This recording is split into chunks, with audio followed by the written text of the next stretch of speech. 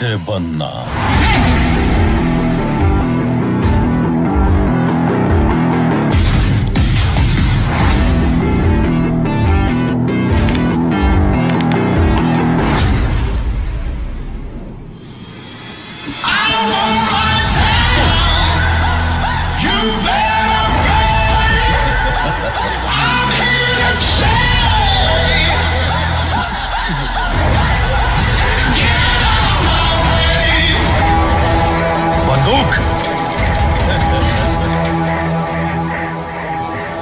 ರಾಕಿ ದುಬೈಗೆ ಹೋಗಿದ್ದು 2 ಕಾರಣಕ್ಕೆ.